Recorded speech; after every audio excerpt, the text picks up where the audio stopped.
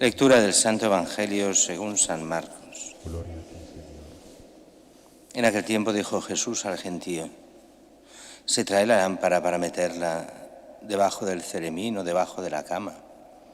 ¿No es para ponerla en el candelero?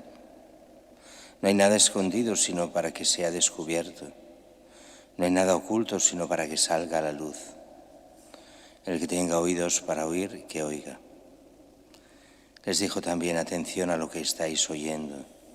La medida que uséis la usarán con vosotros, y con creces, porque al que tiene se le dará, y al que no tiene se le quitará hasta lo que tiene. Palabra del Señor. Gloria a ti, Señor Jesús. La primera lectura es una alabanza que hace David ante lo que ayer leíamos del profeta Natán, ante ese momento crucial de la historia de David en la que quiere hacer el templo, pero el profeta Natán al principio le dice que sí, pero después recibe el aviso de Dios: no, lo hará su hijo, Salomón. Pero le da la promesa de una casa en el sentido de un linaje, y de este linaje saldrá aquel que será rey para siempre, y ese reino no tendrá fin.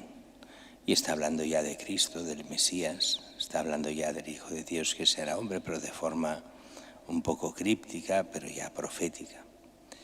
Y aquí, el día de hoy, en la primera lectura, es un canto de alabanza que hace David por todo lo que le ha dicho Natán. Y lo hace desde la humildad, no desde el orgullo, y eso es lo que tanto satisface a Dios, en no caer en el orgullo, en el saber aceptar las cosas de Dios como un don de Dios de verdad.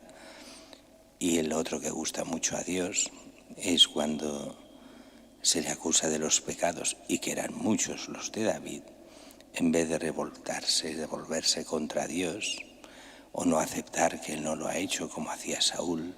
No, si yo he obedecido, si no has obedecido, yo he obedecido, he hecho lo que Dios, se interpreta él mismo lo que Dios dice para que sea a mi conveniencia. Y eso muchos lo hacen. Y eso es lo que Dios detesta, la mentira interna de la persona, que miente y se miente a sí misma, y me quiere mentir a Dios y pasar por buena.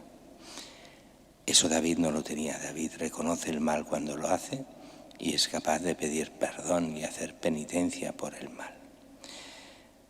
Mientras que el Evangelio de hoy son dichos de Jesús. Hay momentos en los Evangelios que pasa eso, y que Jesús empieza a decir cosas que no sabemos en qué momento las dice, pero el evangelista coge esos dichos de Jesús, los pone juntos y nos los da, pero sin el contexto, con lo cual a veces interpretarlos, pues tienen muchas interpretaciones.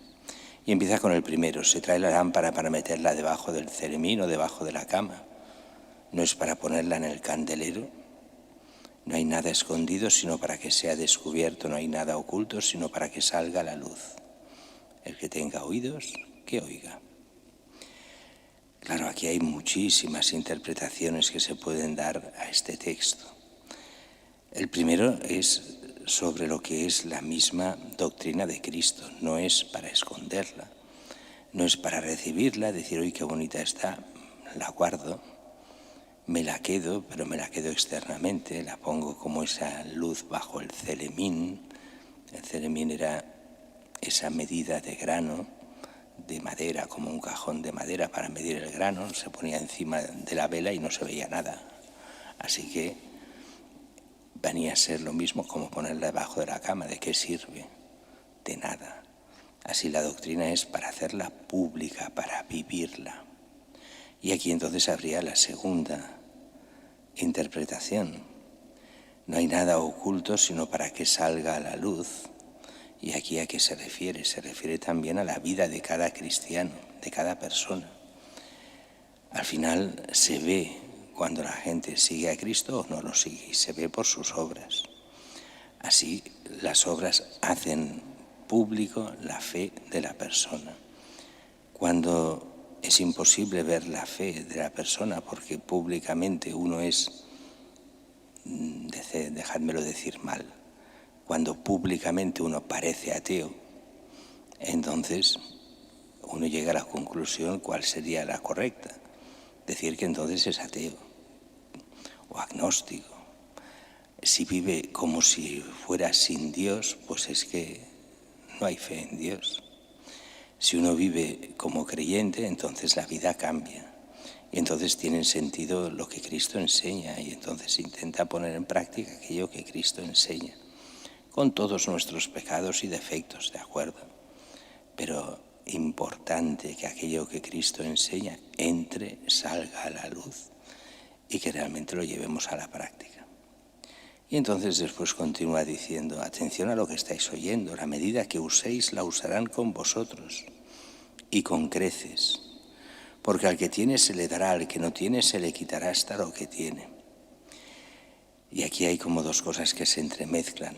La primera, la medida que uséis la usarán con vosotros, de cara al bien y de cara al mal. Todo el bien que hagamos, Dios nos lo recompensará y con creces. Pero cuidado, el mal que hagamos, cuando uno es cristiano en esta sociedad, como haga el mal, se le vuelve contra él, porque es la forma de ir contra el cristiano. Esto era muy curioso verlo en los exorcistas. Los exorcistas se pide siempre que sean gente de gran espiritualidad y de santidad. ¿Por qué? Porque el diablo se mete con sus pecados públicamente. Así que si tienen pecados ocultos, van mal.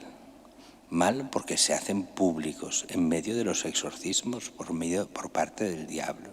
Es verdad que el diablo también es un mentiroso y a veces miente y te pone pecados que no tienes. Bueno, pero por eso hay que ser gente de bien y gente cristiana de verdad y gente que entonces actúe solo por lo que Dios quiere y que no le importe nada lo que el diablo diga, porque dice y te conoce y sabe cómo eres y sabe dónde ofender de forma grave al exorcista. Por eso el exorcista es ser un santo y por eso los obispos normalmente no hacen de exorcistas, sino que lo dan a otros que sean ejemplo para que lo hagan. Al que tiene se le dará, al que no tiene se le quitará hasta lo que tiene. Y aquí viene aquello que hemos explicado tantísimas veces. ¿Qué es el mundo? ¿Qué es lo que tenemos? Pues no tenemos nada porque todo es de Dios. Y si uno se apodera de las cosas de Dios, entonces pasa esto que hemos visto aquí. Al que tiene, o sea, al que tiene bondad, al que tiene la gracia, al que tiene todo el bien que ha hecho, ese bien es un tesoro en el cielo. Y en el cielo se le dará mucho más. Al que no tiene, o sea, tiene solo los bienes materiales que son de Dios y se creen que son suyos, y no hace nada para el bien de los demás, ni para el bien que Dios quiere. En el momento de la muerte le quitan hasta lo que se cree que tiene, porque no tenía nada, no era suyo. Y además se queda sin nada, porque no ha hecho un tesoro en el cielo. El tesoro de las buenas obras, de las obras de misericordia, de las obras de caridad, el tesoro de la bondad que Dios tiene. Son dichos de Jesús, pero que nos va bien de tanto en tanto meditar sobre ellos, porque nos hacen entender lo que Dios quiere para cada uno de nosotros.